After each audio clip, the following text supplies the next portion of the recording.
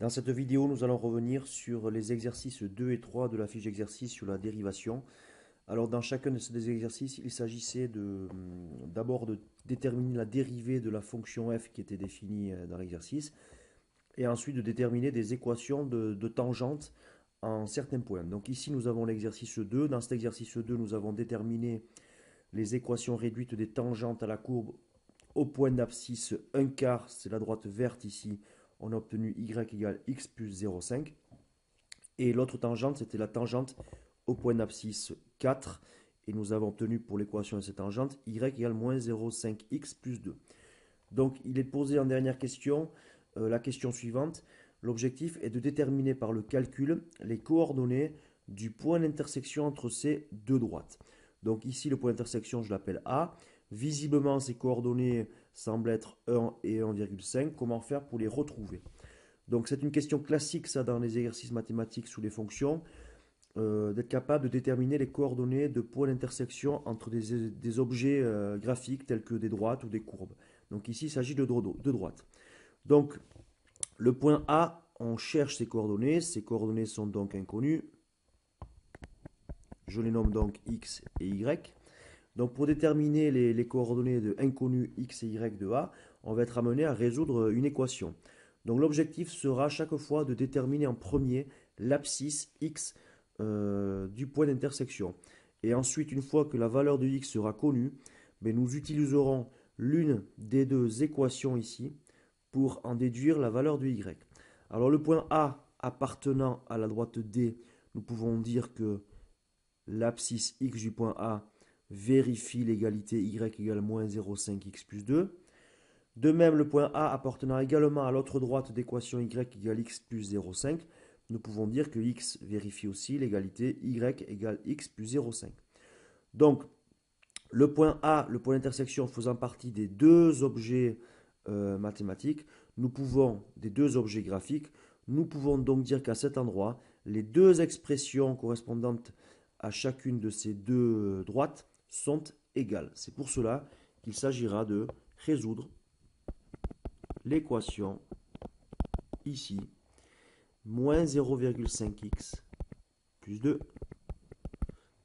égale x plus 0,5.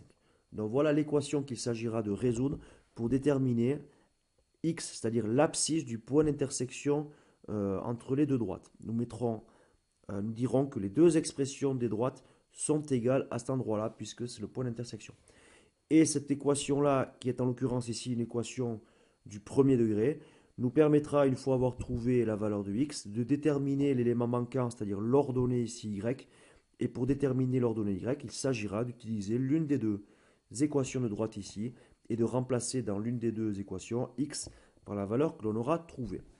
Donc voilà pour ce point d'intersection ici.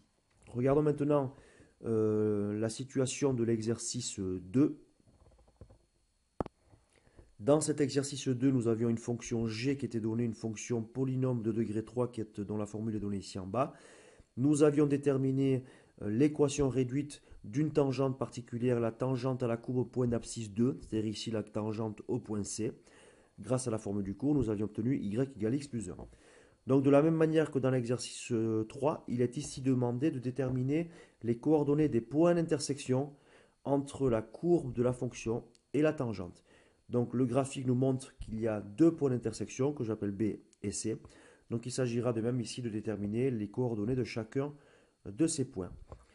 Alors, mais d'après le graphique, il semblerait que B pour coordonnées 0, 1 et que C pour coordonnées 2, moins 1. Donc il s'agira par le calcul de retrouver ces coordonnées.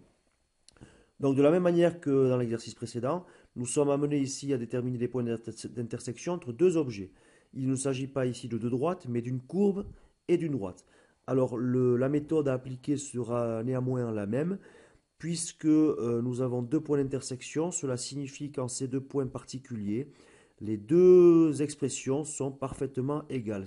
L'expression représentant la tangente ici y égale x plus 1 va être égale parfaitement à l'expression qui représente ici la courbe, c'est-à-dire la fonction g.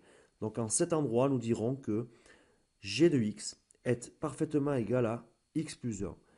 La même chose pourrait être dite au deuxième point d'intersection. C'est un deuxième endroit où les deux expressions seront parfaitement égales puisque c'est s'agit d'un point d'intersection. Nous dirons ici aussi que, au niveau du point C, que g de x est égal à x plus 1.